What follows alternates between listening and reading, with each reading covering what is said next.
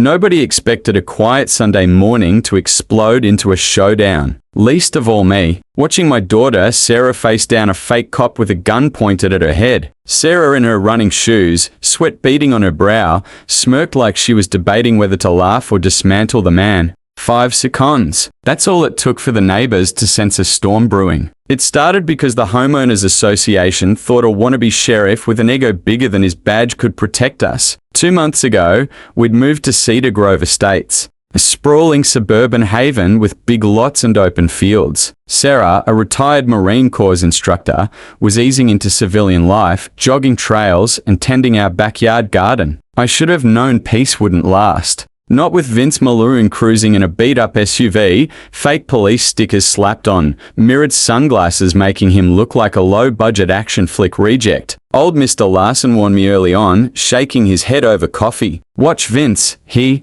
said. "Thinks he's a lawman. Acts like it too." I thought it was an exaggeration. I was dead wrong. That morning, the sky glowed golden pink as Sarah double-knotted her shoes and hit the community trail. I sipped coffee on the porch, planning my day. 20 minutes later, tires screeched, shouts erupted, coffee slashed as I bolted down the driveway. A crowd had gathered at the trailhead and there was Sarah, calm as steel, facing Vince, who waved a pistol like a bad movie villain. "Show ID now?" he barked, voice shaky. "You're trespassing suspicious." Sarah's gaze could have melted iron. "And if I don't, what?" "Deputy dog," she quipped. He raised the gun, knuckles white. Gasps rippled through the crowd. Phones came out. My heart pounded, but I trusted Sarah's training. She stepped forward, hands raised just enough to seem harmless. Her stance pure control. "Sure you want to point that at me, Vince?" she said softly. "Sure you want to make a mistake you can't undo?" His hand twitched. In a flash, Sarah closed the gap, twisted his wrist, popped the magazine, and disassembled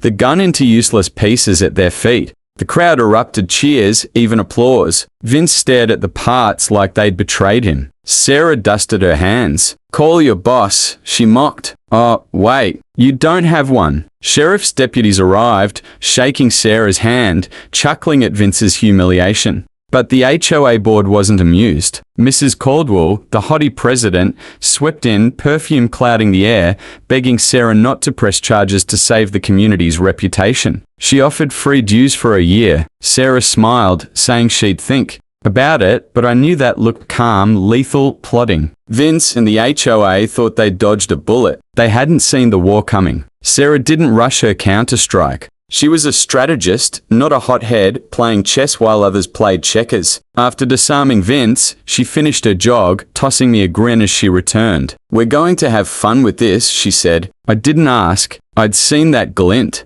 in her eyes during her Marine days. For days, she seemed casual, jogging, chatting with neighbors, but she was hunting intel. Her questions were sharp. How long had Vince patrolled? Who funded him? How were fines issued? She learned Vince wasn't a volunteer, but an under-the-table hire, paid with resident dues, no vote, no background check, just a fake badge and a loaded ego. Sarah wanted hard proof. One night, we crept out, planting hidden cameras at the trail head, clubhouse, and HOA office. Adrenaline buzzed like we were on a covered OP. Within days, the cameras caught Vince bullying a teen cyclist, accusing him of threatening safety and intimidating a mum over birthday balloons, demanding a permit or a $500 fine. The footage boiled my blood, but Sarah stayed ice cold. "This is gold," she said, saving it to her laptop. She also targeted the HOA, posing as an eager new resident. She charmed her way into a board meeting. Over stale donuts, the board spilled secrets.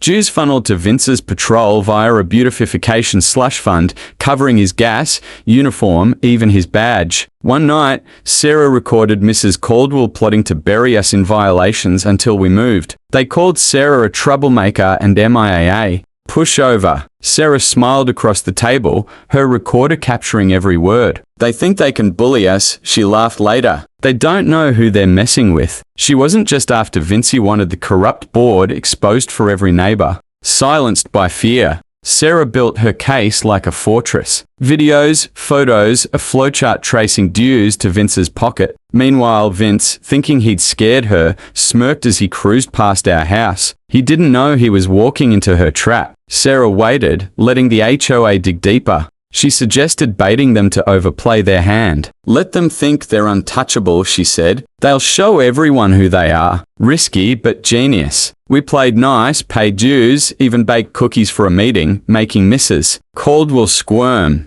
The retaliation hit fast. A violation notice scratched into our doors cited our tiny American flag as unauthorized. Then came notices for excessive jogging and lawn height despite our pristine yard. Sarah photographed each, her evidence pile growing. Then came the escalation. Sarah's car key heated and tires slashed with a fake ticket calling her a dangerous driver. She didn't rage. She smiled, checking her driveway camera. There was Vince, knife in hand, smug under the security light. Got him, she said, freezing his face on screen. Sarah drafted a report, attaching every file and sent it to the sheriff, news stations and the DA. But she wanted more than legal victory. She wanted public shame. She announced a Patriots Day event at our house, honoring local veterans, including her service. The HOA couldn't object without looking un-American, so they promoted it, unaware they were setting their own stage. Sarah, prepared meticulously, tents, buffet, red, white, blue decor. News vans arrived, reporters clutching her press kits. Neighbors buzzed, some whispering support. The board showed up. Mrs. Caldwell's smile strained. Vince absent. Sarah's speech was heartfelt, thanking veterans. Then she handed the MIC to reporters. They grilled the board, playing footage of Mrs. Caldwell's scheming and Vince's bullying. Neighbors gasped, murmurs turning to outrage. The board wilted. Mrs. Caldwell's apologies drowned by boos. Deputies arrived serving investigation notices, one thanking Sarah publicly. The ho's facade shattered as neighbors chanted for resignations. The fallout was swift. Headlines screamed, "Fake cop threatens veteran's daughter." HOA embroiled in scandal. Petitions demanded Mrs. Caldwell's ouster. The board's closed-door meetings flopped. Neighbors weren't scared anymore. Another violation arrived, claiming our event was unauthorized despite their newsletter. Sarah laughed, adding it to her file. A legal threat followed, accusing us of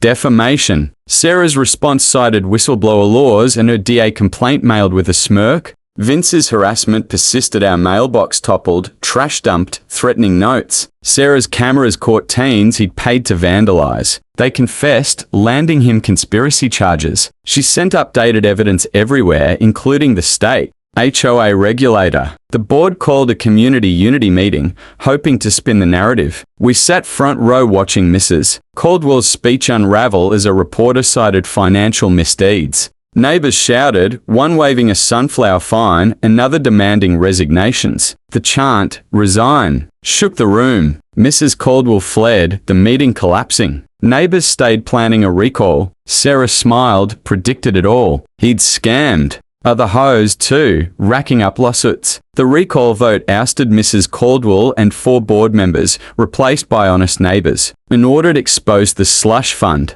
Unlicensed patrols were banned. Mrs. Caldwell sold her house, leaving quietly unmourned. Life normalized. Kids played, flags flew, fear faded. At a community cookout, Mr. Jenkins, an old veteran, praised Sarah for saving Cedar Grove with heart and brains. Applause roared. Sarah blushed but waved it off. Later, she said, "Fighting's about refusing to quit, not being loudest." A month later, a dedication ceremony unveiled a park plaque. A community thrives when its people stand together. Sarah watched content. Neighbors gifted us a sign. Cedar Grove, thanks Sarah, hung proudly by our garden. She didn't brag, just planted sunflowers, their faces chasing the sun. Newcomers heard the legend of the jogger who toppled tyrants, and old-timers grinned, saying, "Let me tell you about the HOA that thought it was in charge." Sarah smiled, sowing seeds of courage, proving one woman's grit could spark a revolution.